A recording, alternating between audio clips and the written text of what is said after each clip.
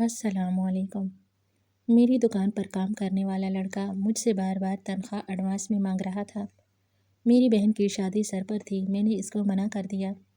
ایک روز میں بینک سے فرنیچر کے لیے رقم نکال کر دکان پر گیا تو اچانک گھر سے فون آیا کہ میرا بیٹا چھت سے گر گیا ہے۔ میں پیسوں کا بیگ دکان پر ہی بھول گیا۔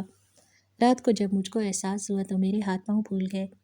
ملازم کا نمبر بھی بند تھا۔ میں نے فوراً پولیس کو اس کے گھر بھیج دیا، جو اسے اٹھا کر لے گئے اور شدید تشدد کا نشانہ بنایا، مگر اس نے چوری قبول نہیں کی۔ اگلی صبح جب میں دکان پر پہنچا تو یہ دیکھ کر میرے قدموں تلے سے زمین نکل گئی کہ ملازم کی بوڑھی ماں: صاحب جی، مجھے 500 روپے ادھار چاہیے، میری تنخواہ سے کاٹ لیجیے گا۔ صاحب جی، وہ اماں کی دوا لینی ہے، قاسم نے آج پھر سے پیسے مانگے تھے۔ میں نے کہا، یہ روز روز تم 500 مجھ سے لیتے رہتے ہو، مہینے کے آخر میں کہتے ہو بس اتنی سی تنخواہ۔ دیکھو، میں تمہیں تنخواہ مہینے کے آخر میں دوں گا۔ میرے سخت لہجے پر وہ اپنا سر جھکا گیا۔ 15 سالہ وہ لڑکا میری دکان پر کام کرتا تھا۔ پھر دھیمے لہجے میں کہنے لگا، صاحب جی بس آج دے دیں، اماں کی دوا ختم ہو چکی ہے۔ میں نے گہری سانس لی اور غصے سے اپنی دکان پر لا کر چابی سے لاک کیا اور چابی نکال کر جیب میں ڈالی۔ میں نے کہا، یہ اس طرح کے بہانے کر کے مجھے بیوقوف مت بناؤ۔ میں سب جانتا ہوں، اماں کی بیماری کا بہانہ بنا کر تم خود پیسے اڑاتے ہوگے۔ اس کی آنکھوں میں آنسو جھلملانے لگے۔ کہنے لگا، نہیں صاحب جی، میں اس عمر کے لڑکوں کی فطرت سے اچھی طرح واقف تھا۔ اس سے پہلے بھی میں نے جو ملازم لڑکا رکھا تھا وہ ایسے ہی کرتا تھا۔ کبھی کہتا خاندان میں انتقال ہو گیا ہے، پیسے دے دیں، کبھی کہتا آج ابا کی طبیعت خراب ہو گئی ہے، تو کبھی چھوٹی بہن کو چوٹ لگ گئی۔ جب تنخواہ لینے کا ٹائم آتا تو سارے جہاں کی مظلومیت اپنے چہرے پر سجا لیتا تاکہ تنخواہ میں زیادہ پیسے نہ کاٹ سکوں۔ میں نے قاسم کو کچھ بھی نہیں دیا اور دکان بند کر کے گھر کی طرف چل پڑا۔ لیکن اگلے روز جب میں نے کھاتا ملایا تو 500 کا نوٹ کم تھا۔ مجھے بڑی حیرت ہوئی۔ اس وقت قاسم ایک گاہک سے ڈیل کر رہا تھا۔ میں نے کہا، قاسم 500 کیوں کم ہے؟ تو کہنے لگا، صاحب جی مجھے کیا پتہ، میں تو جو بھی بکری کرتا ہوں سارے پیسے لا کر میں ڈال دیتا ہوں، میں نے کبھی گنے نہیں صاحب جی۔ میں نے کہا، تم نے گنے نہیں تو 500 کم کیسے ہو گئے؟ بہرحال اس وقت گاہک موجود تھا، اس لیے میں نے زیادہ بحث نہیں کی۔ لیکن جیسے ہی وہ گاہک گیا تو میں نے بڑا غضبناک لہجہ اپنایا اور اسے دھاڑتے ہوئے کہا، میں نے کہا، سچ بتاؤ، میرے 500 روپے کہاں ہیں؟ کہنے لگا، صاحب جی میں نہیں لیتا، آپ دوبارہ سے دیکھ لیں، وہیں موجود ہوں گے۔ میں نے کہا، تم ڈھونڈ کر دو مجھے۔ اس نے میرا دراز دیکھا، ساری رقم مجھے پکڑائی۔ میں نے گنی، 500 کم تھا۔ پھر اس نے دراز پورا کھولا، ادھر ادھر دیکھنے لگا تو اخبار کے نیچے 500 کا نوٹ پڑا تھا۔ کہنے لگا، صاحب جی یہ رہا۔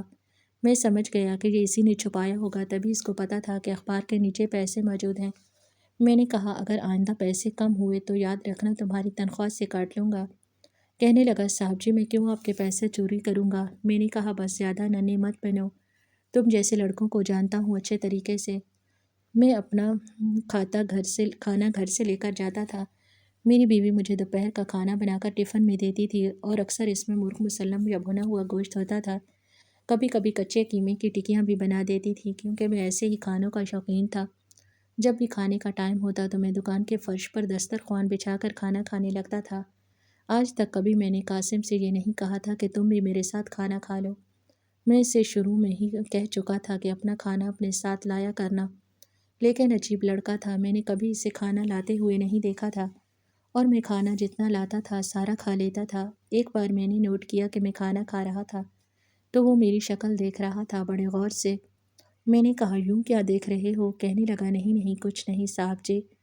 فوراً اس نے نظریں بدل لیں۔ مجھے بڑا غصہ آیا۔ میں نے کہا، کل سے اپنا کھانا لے کر آنا۔ کہنے لگا، نہیں میں صبح ناشتہ پیٹ بھر کے کر کے آتا ہوں، مجھے دوپہر کو بھوک نہیں لگتی۔ یہ کہتے ہوئے اپنے خشک ہونٹوں پر اس نے زبان پھیری تھی اور پھر دکان سے باہر نکل گیا۔ میں نے حقارت سے اسے دیکھا، اپنا کھانا ختم کر کے ٹفن بند کیا اور ایک طرف رکھ دیا۔ میں رات کو جب گھر پہنچا تو میری والدہ بڑی خوش نظر آ رہی تھیں۔ مجھے دیکھ کر مسکرانے لگی، کہنے لگی، آؤ زبیر، آؤ میرے پاس آ کے بیٹھو، مجھے تم سے بہت ضروری بات کرنی ہے۔ میں نے کہا، جی اماں جی۔ میں اپنی ماں کے پاس بیٹھ گیا۔ میری بیوی کچن میں کام کر رہی تھی۔ اماں کہنے لگی، وہ جو چند روز پہلے بشرا کو دیکھنے کے لیے چند لوگ آئے تھے نا، انہوں نے اپنی رضامندی دے دی ہے۔ میں نے کہا، یہ تو بڑی خوشی کی بات ہے، لڑکا میرا دیکھا بھالا ہے، ایسا کریں کہ فوراً سے پہلے ہاں کر دے۔ میرے کہنے پہ میری والدہ کہنے لگی تبھی تو تم سے مشورہ مانگا ہے، لیکن ان لوگوں کو شادی کی جلدی ہے۔ میں نے کہا اماں جی آپ فکر کیوں کر رہی ہیں؟ آپ بشریٰ کا رشتہ پکا کر دیں، شادی کی ساری فکر مجھ پر چھوڑ دیں۔ میری والدہ نے کہا جیتے رہو، خوش رہو، اللہ تمہیں بہت نوازے۔ وہ دونوں ہاتھوں سے میرا چہرہ پکڑا، میرا ماتھا چوما۔ میری بیوی رات کو جب میرے لیے چائے کا کپ بنا کر لائی تو کہنے لگی دیکھو جی، بڑے عرصے بعد گھر کی شادی آئی ہے، آپ نے کوئی کنجوسی نہیں دکھانی۔ میں نے کہا نیک بخت تمہارے لیے تو کماتا ہوں۔ وہ مسکرانے لگی، پھر کہنے لگے میں نے سارے فنکشنز پر نئے نئے جوڑے لینے ہیں۔ میں نے کہا ابھی پچھلے مہینے 2 مہینے پہلے تو تمہاری بہن کی شادی تھی، اس پر بھی تو تم نے جوڑے نئے ہی بنائے تھے۔ وہ کہنے لگی وہ تو ساری برادری نے دیکھ لیے تھے، آپ کو پتہ ہے وہی اگر میں نے بشریٰ کی شادی پر پہنے تو لوگوں نے مجھے کتنی باتیں سنانی ہیں۔ نہ بھائی، وہ میں نہیں پہنوں گی۔ میں نے کہا لیکن وہ جوڑے کافی قیمتی تھے، بہت پیسے لگ گئے تھے۔ کہنے لگی تو کیا ہوا، آپ کی بہن کی شادی ہے، میں پہلے ہی کہہ چکی ہوں میں جوڑے نئے ہی بنواؤں گی، یہ نہ ہو کہ بہن کے جہیز کا سنا کر آپ میرا منہ بند کروا دیں۔ میں نے کہا اچھا ٹھیک ہے، تمہیں جو لینا ہوگا لے لینا۔ میں نے کہا گڈو کہاں ہے؟ کہنے لگی اپنی پھپھو کے پاس۔ میرے والد لاہور کی عظیم مارکیٹ میں کپڑے کا کام کرتے تھے اور چلتی ہوئی دکان تھی۔ جب ان کا انتقال ہوا اور ان کے بعد دکان میں نے سنبھال لی اور گھر کی ساری ذمہ داریاں بھی۔ میرے 2 چھوٹے بھائی تھے جو کہ تعلیم یافتہ تھے، ایک دبئی میں نوکری کرتا تھا، دوسرا جاپان میں، اس لیے ان کو نہ تو میرے گھر کی اس سے غرض تھی نہ ہی میری دکان سے۔ چھوٹی بہن تھی، اس کی ذمہ داری بھی میرے سر سے اترنے والی تھی۔ میں بڑا مطمئن ہو چکا تھا۔ اگلے روز جب میں دکان پر گیا تو قاسم ساری دکان کی صفائی کر رہا تھا، جھاڑو دے رہا تھا۔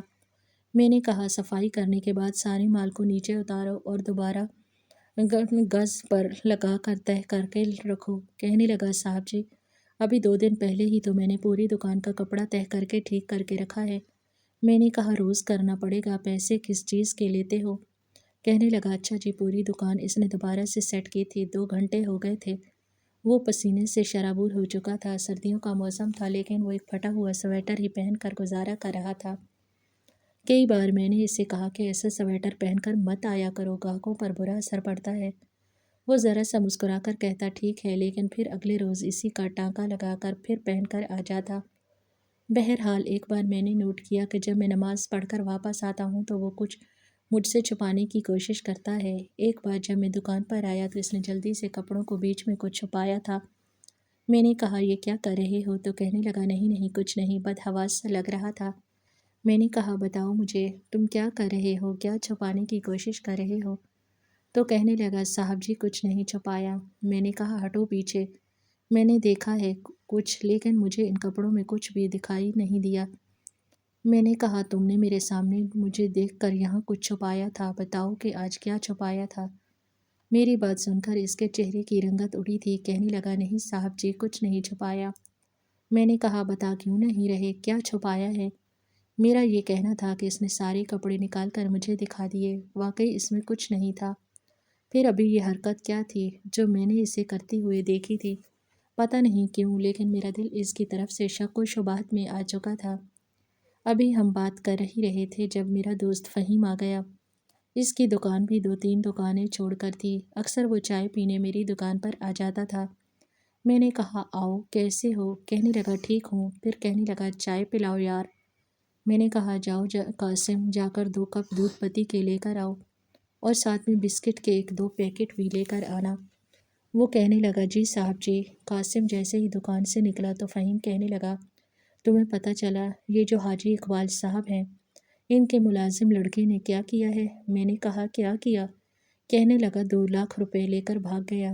میں نے تو حیرت سے آنکھیں پھاڑے فہیم کو دیکھا۔ میں نے کہا 2 لاکھ؟ کہنے لگا ہاں۔ میں نے کہا وہ لڑکا دیکھنے میں تو بڑا معصوم لگتا تھا۔ فہیم کہنے لگا بس دیکھنے میں ہی معصوم ہوتے ہیں یہ لوگ، تمہیں نہیں پتہ سارا دن حاجی صاحب کے سامنے رونے روتا تھا، حاجی صاحب یہ ہو گیا، حاجی صاحب وہ ہو گیا، پیسے بٹورتا رہتا تھا۔ حاجی صاحب نے کہا نیک بچہ ہے، غریب ہے، چلو اس کی مدد کر دوں۔ یہ حاجی صاحب لڑکے پر بھروسہ بھی کرتے تھے، اب دیکھو راتوں رات پیسے لوٹ کر چلا گیا اور اب وہ سر پکڑے بیٹھے ہیں۔ فہیم کی بات سن کر میرا دل زور سے دھڑکا تھا تو کچھ ہی دیر میں قاسم چائے کے 2 کپ اور بسکٹ لیے آ گیا۔ فہیم نے مجھے اشارہ کیا کہ اس لڑکے کو باہر بھیجو۔ میں نے کہا قاسم تم جاؤ، ابھی ہم چائے پی رہے ہیں اور کوئی گاہک بھی نہیں ہے۔ وہ باہر چلا گیا، کہنے لگا برا مت بنانا، لیکن میں نے تمہارے اس ملازم کو بھی بڑی عجیب و غریب حرکتیں کرتے دیکھا ہے۔ میرا دل کھٹکا تھا، میں نے کہا کیا مطلب، کیا کرتے دیکھا ہے؟ کہنے لگا پتہ نہیں، یہ تمہارے کپڑوں میں کچھ چھپاتا ہے، مجھے تو ڈر ہے کہ کہیں تم پر کوئی تعویذ دھاگا نہ کر رہا ہو۔ ایک بار تو میں نے بھی قاسم کو کپڑوں میں کچھ چھپاتے دیکھا تھا، لیکن نکلا کچھ نہیں تھا۔ یہ شاید وہ جس جگہ چھپا چکا تھا اس نے وہ دکھائی ہی نہیں تھی۔ یہ سن کر میرا دل زور زور سے دھڑکنے لگا۔ کہنے لگا کہ اس کو اوقات میں رکھو۔ میں نے کہا ٹھیک کہہ رہے ہو۔ کہنے لگا یہ دکان سے باہر تو نہیں جاتا؟ میں نے کہا ہاں، آدھا گھنٹے کی چھٹی میں دیتا ہوں تاکہ تھوڑا گھوم پھر لے، کھا پی لے۔ کہنے لگا پتہ نہیں تمہاری دکان کی جاسوسی یہ کس کے ساتھ کرتا ہوگا، یہ لڑکے ایسا ہی کرتے ہیں، باہر نکلتے ہیں، دوسرے لڑکوں سے بات چیت کرتے ہیں، دکانوں کا بھید دیتے ہیں، پھر جب دیکھتے ہیں کہ مالک اندھا اعتبار کرنے لگا ہے تب وہ ڈاکہ مار کر بھاگ جاتے ہیں۔ میں تو گھبرا گیا تھا، کیونکہ اس دکان کے علاوہ میرا تو کوئی بھی کاروبار اور روزی روٹی کا معاملہ نہیں چل سکتا تھا۔ حالانکہ میں تو قاسم پر کافی سختی کر کے رکھتا تھا۔ فہیم چائے پی کر جا چکا تھا اور میں گہری سوچ میں پڑ گیا تھا کہ اب کیا کروں۔ بہرحال اب اپنا گلا لاک رکھنا شروع کر دیا، بار بار اپنے کپڑوں کو بھی گنتی کرتا رہتا کہ کہیں یہ میرے کپڑے اٹھا کر تو نہیں بیچ دیتا۔ بہرحال میرا کام کافی وسیع پیمانے پر تھا۔ ان دنوں میری بہن کی شادی کا بھی شور شروع ہو چکا تھا۔ مجھے اکثر دکان قاسم کے سر پر چھوڑ کے جانی پڑتی، پیچھے سے میرا دل دھڑکتا رہتا، دھیان دکان کی طرف ہی رہتا تھا کہ قاسم کہیں گھپلا ہی نہ کر دے۔ ایک بار میں نے گھر والوں کی شاپنگ جلدی ہی کروا دی، اس لیے بنا بتائے دکان پر چلا گیا، لیکن دکان کو دیکھ کر میرے ہوش اڑے تھے، کیونکہ دکان پر تالا لگا ہوا تھا۔ یہ دیکھ کر مجھے بڑی حیرت ہوئی۔ میں نے سامنے دکاندار سے پوچھا میرا ملازم کہاں ہے؟ تو وہ کہنے لگا پتہ نہیں، پچھلے آدھے گھنٹے سے دکان بند ہے۔ مجھے قاسم پر بڑا غصہ آیا، یعنی کہ میرے پیچھے مجھے سب کر رہا ہے۔ کہاں گیا تھا دکان بند کر کے؟ کچھ دیر بعد ہی وہ بھاگتا ہوا آ رہا تھا، بری طرح سے ہانپ رہا تھا۔ میں نے غصے سے اسے دیکھا۔ میں نے کہا تم کہاں دفع ہوئے تھے دکان بند کر کے؟ کہنے لگا صاحب جی امی کی طبیعت ٹھیک نہیں تھی، ان کا فون آیا تھا اس لیے مجھے جانا پڑا۔ میں نے کہا مجھ سے نہیں پوچھ سکتے تھے تم؟ کہنے لگا صاحب جی میں نے آپ کو میسج کیا تھا۔ میں نے کہا میسج کے بچے، میں نے 2 تھپڑ اس کے منہ پہ لگائے تھے۔ میں نے کہا جھوٹ بولتے ہو مجھ سے؟ میں نے دکان سے ایک چھڑی پکڑی اور اس کی کمر داغ کے رکھ دی۔ وہ تڑپ تڑپ کر رونے لگا۔ میں نے کہا جھوٹ بولتے ہو مجھ سے، بے ایمانی کرتے ہو میرے ساتھ؟ تم ہوتے کون ہو میری دکان بند کر کے جانے والے بنا میری اجازت کے؟ کہنے لگا میں اپنی والدہ کے پاس گیا تھا۔ میں نے کہا خبردار جو مجھ سے جھوٹ بولا، تم لوگ غریب ہوتے ہی ایسے ہو، اپنے مفاد کے لیے، اپنے فائدے کے لیے اپنے سگی ماں باپ کو بیمار کر دیتے ہو، جھوٹ بولتے ہو۔ میں نے بے ساختہ اس کی جیبوں پر ہاتھ ڈالا تو اس کی جیب میں سے 1000 کا نوٹ نکلا۔ یہ دیکھ کر میری آنکھوں میں خون اتر آیا تھا۔ میں نے کہا یہ کہاں سے لیے ہیں؟ میری دکان سے چوری کیے ہیں نا؟ وہ روئے جا رہا تھا، نفی میں سر ہلانے لگا، کہنے لگا نہیں صاحب جی میں نے آپ کی دکان سے چوری نہیں کی۔ میں نے کہا تو جھوٹ بول رہا ہے، ٹھہر جا میں تجھے بتاتا ہوں۔ میں نے اس کا کان مروڑا اور کہا لا چابی دے میری دکان کی۔ اس نے جیب سے چابی نکال کے دی۔ میں نے دکان کھولی اور اسے اندر لے گیا۔ پھر میں نے اپنا لاکر کھول کر دیکھا، لیکن آج کل میں جس قدر مصروف تھا پیسوں کا حساب ہی نہیں لگا سکتا تھا۔ میں نے وہ 2000 اس کے جیب سے جو نکالے تھے اپنے گلے میں ڈال دیے۔ میں نے کہا تو نے ہی چوری کیے ہیں، دفع ہو جاؤ یہاں سے، خبردار جو آج کے بعد تم میری دکان پر نظر آئے تو میں تجھے نوکری پر رکھوں گا ہی نہیں۔ یہ سن کر اس کے چہرے کی رنگت فک ہوئی تھی، فوراً سے میرے پیروں پر جھک گیا، میرے دونوں پیر پکڑ لیے، کہنے لگا نہیں صاحب مجھے نوکری سے مت نکالو، میں اپنی ماں کا واحد سہارا ہوں اور آپ کی نوکری کا ہی آسرا ہے۔ میں آج کے بعد کبھی آپ کی دکان چھوڑ کر نہیں جاؤں گا، بس ایک بار میری غلطی کو معاف کر دیں۔ میں نے کہا میں تمہاری غلطی کو معاف نہیں کروں گا، تم چوری چکاری پر اتر آئے ہو، جاؤ یہاں سے۔ میں نے اسے دھکے مار کر دکان سے نکال دیا۔ میں بے تحاشا غصے میں تھا، وہ بیچارہ روتا دھوتا ہوا وہاں سے چلا گیا۔ مجھے سمجھ نہیں آ رہا تھا کہ کتنے پیسے وہ میرے لاکر سے نکال چکا ہے۔ میں بے حد پریشان ہو گیا تھا، ایک طرف بہن کی شادی کی تیاری، دوسری طرف کام کا برڈن بھی بڑھ چکا تھا۔ اگلے روز جب میں نے دکان کھولی تو میری ماں کا فون آنے لگا کہ ابھی تک اس کی کراکری کا سامان نہیں آیا، شادی کو دن ہی کتنے رہ گئے۔ میں نے کہا امی آپ زبیدہ کے ساتھ جا کر جو لانا ہے لے آئیں۔ میری والدہ کہنے لگی تمہیں تو پتہ ہے نا سردیوں میں میرے گھٹنوں کا مسئلہ ہو جاتا ہے، بچے کہاں زبیدہ کی جان چھوڑتے ہیں، دیکھو سب کچھ تمہیں ہی کرنا ہے۔ میں تو پریشان ہو کے رہ گیا تھا، اگر دکان بند کر کے جاتا تو نقصان ہو جاتا، پیسوں کی بھی ضرورت تھی، بہن کی شادی کا معاملہ تھا، اوپر سے بڑھتی مہنگائی، بازار میں جاتے تھے تو لاکھوں روپے کا پتہ ہی نہیں چلتا کہ گئے کہاں۔ بہرحال میں نے قاسم کو فون کیا، اس کی آواز میں نمی تھی، ایسا لگ رہا تھا رو رہا ہے۔ میں نے کہا کہاں ہو تم؟ کہنے لگا صاحب جی نوکری ڈھونڈ رہا ہوں۔ میں نے کہا ایسا کرو واپس آ جاؤ، جب تک میری بہن کی شادی نہیں ہو جاتی میری مجبوری ہے کہ میں تمہیں برداشت کروں۔ وہ واپس آ گیا، مجھ سے معافی تلافی کرنے لگا، کہنے لگا صاحب جی میں نے آپ کے پیسے چوری نہیں کیے تھے، میں قسم کھا سکتا ہوں۔ میں نے کہا جھوٹی قسم مت کھاؤ، آج کے بعد لاکر کی چابی میں اپنے پاس ہی رکھوں گا، تمہیں نہیں دوں گا۔ کہنے لگا جیسا آپ کو مناسب لگے۔ میری بہن کی شادی میں تو بس چند دن رہ گئے تھے، میری والدہ نے کہا فرنیچر خرید کر سیدھا دولہے والوں کے گھر میں رکھوا دو۔ میں نے بینک سے پیسے نکلوائے اور دکان پر آ کر بیٹھ گیا، کیونکہ مجھے قاسم پر شک رہتا تھا، اس لیے بار بار دکان پر آ کر دیکھتا تھا کہ وہ کام کر رہا ہے یا میری دکان بند کر کے کہیں چلا گیا۔ بہرحال وہ دکان پر ہی تھا۔ میں نے بیگ رکھا اور اس کو سمجھانے لگا کہ میرے پیچھے سے اس کو کیا کیا کام کرنا ہے کہ تبھی میرے فون پر گھنٹی بجی۔ میں نے فون اٹھایا تو زبیدہ کا فون تھا، رو رہی تھی۔ میں نے کہا زبیدہ کیا ہوا؟ کہنے لگی گڈو گر گیا ہے، اس کو چوٹ لگ گئی ہے، بے ہوش ہو گیا ہے، اسے ہوش نہیں آ رہا۔ یہ سن کر میری جان نکلی تھی۔ میں نے کہا کہاں سے گر گیا، کیسے گر گیا؟ کہنے لگی بس جلدی سے گھر آ جاؤ۔ میری تو سوجھ بوجھ جیسے ختم ہوئی، میں بھاگا دوڑا گھر گیا تھا۔ اس جلد بازی میں پیسوں کا بیگ دکان پر ہی بھول گیا۔ جب میں گھر آیا تو میرے بیٹے کے سر سے خون نکل رہا تھا، وہ بے ہوش تھا۔ زبیدہ روئی جا رہی تھی، میری ماں پریشان تھی۔ میں نے فٹافٹ اپنے بیٹے کو گود میں بھرا، جو کہ 7-8 سال کا تھا، اور اپنی بیوی کے ساتھ اسے ہاسپٹل لے گیا۔ اس کے سر پر گہری چوٹ آئی تھی، لیکن 15-20 منٹ تک اسے ہوش آ گیا تھا۔ ڈاکٹر نے کہا کوئی خطرے کی بات نہیں۔ میں اپنے بیٹے کو جب گھر لے آیا تو رات کے 12 بج چکے تھے، یقیناً دکان بند کر کے قاسم ہی چابی اپنے گھر لے گیا تھا ہوگا۔ میں نے سوچا مجھے قاسم کو فون کرنا چاہیے۔ جیسے ہی میں نے قاسم کو فون کیا تو میری تو جان نکل گئی، کیونکہ اس کا فون بند جا رہا تھا، اور آج سے پہلے کبھی ایسا نہیں ہوا تھا کہ اس نے فون بند کیا ہو۔ میں نے کئی بار اس کے نمبر پر فون ملایا لیکن کسی نے نہیں اٹھایا۔ میں بہت پریشان ہو کے رہ گیا تھا۔ جب میں نے یہ بات اپنی والدہ اور بیوی کو بتائی تو وہ بھی پریشان ہو گئی۔ میں نے کہا مجھے تو اس لڑکے پر پہلے ہی بھروسہ نہیں تھا، پتہ نہیں یہ پیسے لے کر بھاگ گیا ہو۔ جب میں اس کے گھر پر گیا تو وہ گھر پر بھی موجود نہ تھا۔ اب تو میری جان نکلنے لگی، میں بے حد پریشان تھا۔ میں رات 2 بجے اپنی دکان پر گیا اور پھر میں نے اپنا تالا توڑوایا۔ تالا توڑوا کر جیسے ہی میں نے دکان کھولی تو پیسوں کا بیگ غائب تھا۔ میں تو یوں تھا کہ ہاتھ پاؤں چھوڑ بیٹھا تھا، کیونکہ میں نے بہن کی شادی کے سارے پیسے اس بیگ میں رکھے تھے۔ کیٹرین کے پیسے، ہال کی بکنگ کے پیسے، اس کے فرنیچر کے پیسے اور چھوٹی موٹی ہزاروں چیزوں کے پیسے تھے۔ میں تو سر پکڑ کر بیٹھ گیا کہ کروں تو کیا کروں اور کیا نہ کروں۔ پھر میں نے فوراً سے قریبی پولیس اسٹیشن جا کر قاسم کے خلاف رپورٹ درج کروا دی۔ پولیس نے اس کے گھر کا پتہ پوچھا۔ جب میں پولیس کو قاسم کے گھر لے کر گیا تو اس وقت گھر میں موجود تھا، اسی نے دروازہ کھولا، وہیں سے میں نے اس کا گریبان پکڑ کر اسے مارنا شروع کر دیا۔ پولیس آفیسر نے مجھے منع کیا تھا، کہنے لگے اسے ہمارے حوالے کر دیں۔ وہ کہنے لگا صاحب جی بتائیں تو صحیح ہوا کیا ہے؟ میں نے کہا تمہیں میں چھوڑوں گا نہیں۔ بہرحال پولیس والا میرا جان پہچان والا تھا۔ میں نے کہا اس کی ہڈیاں پسلیاں توڑ کر رکھ دو، کیسے بھی کرو میرے پیسے نکلواؤ۔ پولیس والا بھی اسے پولیس اسٹیشن لے گیا اور اسے جیل میں بند کر دیا۔ اگلی صبح جب میں آیا تو اس کی حالت بہت ابتر تھی۔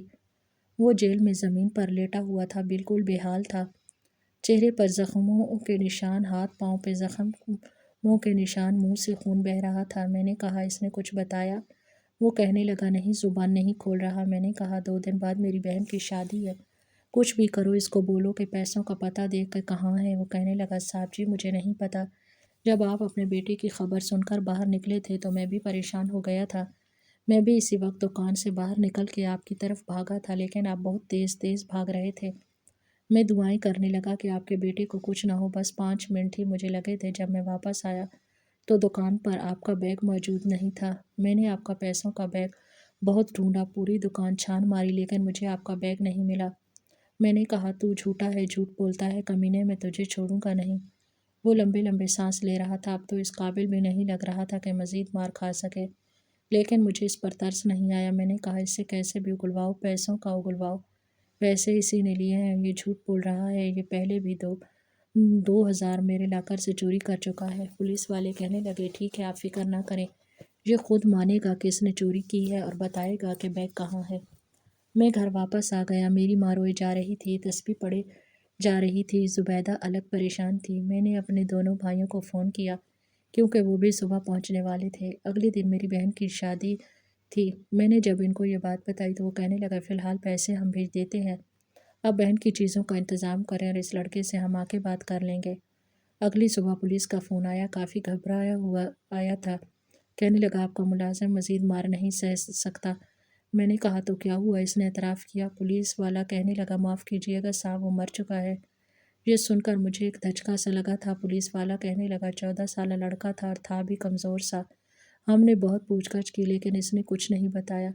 پھر آپ کا بھی پریشر تھا، اوپر سے فون آیا تھا کہ تشدد کیا جائے، ہم نے اس پر بہت تشدد کیا، اس کی کمر داغدار کر دی تھی لیکن وہ مزید مار کا تحمل نہیں ہو پایا۔ مجھے افسوس تھا لیکن میں نے کہا وہ قصوروار بھی تھا، اس نے چوری کی تھی۔ بہرحال بہن کی شادی میں مصروف ہو گیا لیکن دل عجیب بے چین تھا، پریشان تھا۔ بہن رخصت ہو کے جا چکی تھی۔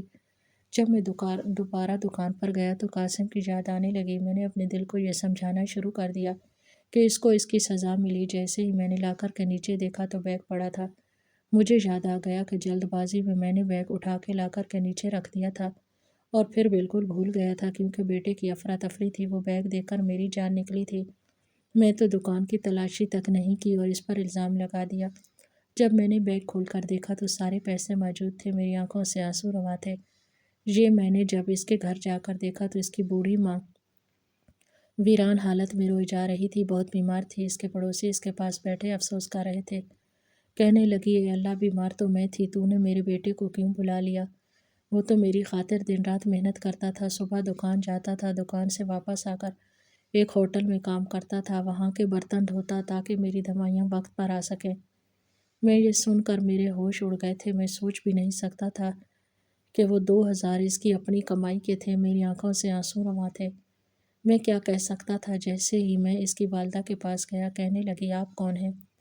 میں نے کہا میں قاسم کا مالک ہوں۔ اس عورت نے مجھے نفرت سے دیکھا، کہنے لگی مار دیا میرے بیٹے کو، خدا کا قہر ہو تم پر۔ یہ سن کر میرا دل یکبارگی سے دھڑکا تھا۔ کہنے لگی اے ظالم، یہ کیا کر دیا تو نے؟ میرے بچے کو مار ڈالا، میرے قاسم کو مار ڈالا، اس نے کچھ نہیں لیا تھا تمہارا، میرا بچہ ایماندار تھا، محنتی تھا۔ اس دن بھی میں نے قاسم سے بہت کہا کہ اپنے مالک سے میری بات کروا دو، میں اسے بتا دوں گی تو 2,000 اس نے چوری نہیں کیے تھے، بلکہ وہ تو دکان بند ہونے کے بعد ایک ہوٹل میں برتن مانجتا تھا، وہاں سے اس کو 2,000 ملے تھے میری دوائیوں کے لیے، کیونکہ آپ سیٹھ لوگ ایڈوانس پیسے جو نہیں دیتے۔ وہ روئے جا رہی تھی، کہنے لگی میری تو زندگی کا آسرا ہی وہی تھا، بہت مارا ہے اس کو آپ کے پولیس والوں نے۔ میرے بچے کے جسم کا کوئی حصہ ایسا نہیں تھا جہاں زخموں کے نشان نہ ہو، لیکن اب وہ سکون میں ہے۔ وہ شاید پاگل ہو گئی تھی۔ اپنے آنسو صاف کر کے کہنے لگی اب میرا بیٹا میٹھی نیند سو گیا۔ پھر اپنی پڑوسن سے کہنے لگی ماجدہ، پتہ ہے تمہیں وہ رات بھر میری وجہ سے سوتا نہیں تھا، مجھے ذرا بھی کھانسی آتی تو اٹھ کر بیٹھ جاتا، کبھی مجھے دوائی دیتا، کبھی مجھے قہوہ بنا کر دیتا۔ میں کہتی سو جا، تھک جائے گا، کہنے لگتا تھکتا نہیں ہوں اماں، جب تک تو ٹھیک ہو جائے گی تو میں سو جاؤں گا، دیکھ جا کر سو گیا قبر میں۔ یہ کہتے ہی تڑپ تڑپ کر رونے لگی اور مجھے لگا میرا دل پھٹ جائے گا۔ میں نے کہا میں آپ کی کفالت کروں گا، آپ کو اپنے گھر پہ رکھوں گا، آپ کی خدمت کروں گا، مجھے معاف کر دیں۔ کہنے لگی نہیں، میں تجھے معاف نہیں کر سکتی، تجھے معافی چاہیے۔ میں نے کہا ہاں چاہیے۔ کہنے لگی جا میرے قاسم کو لے کر آ جا، میرے بیٹے کو واپس لے آ، تم میرا گھر لے آ، میرے بیٹے کو، میرا سب کچھ لے لے لیکن میرا بچہ مجھے دے دے۔ تجھے پیسے چاہیے تھے، مجھ سے بات کرتے، میں اپنا سب کچھ بھیج دیتی، تجھے تیرے پیسے دے دیتی۔ میرے بچے کو کیوں مارا، کیوں اس پہ تشدد کیا؟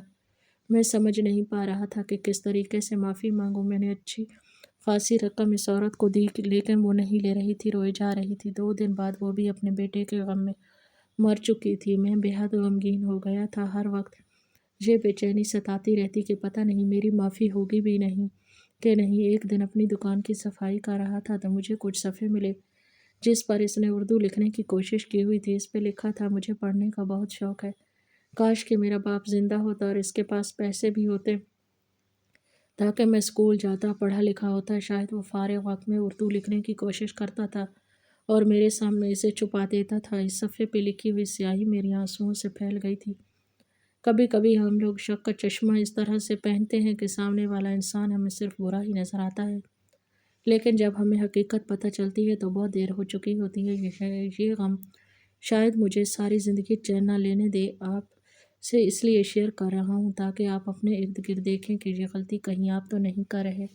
کومنٹ میں اپنی رائے ضرور دیجیے اور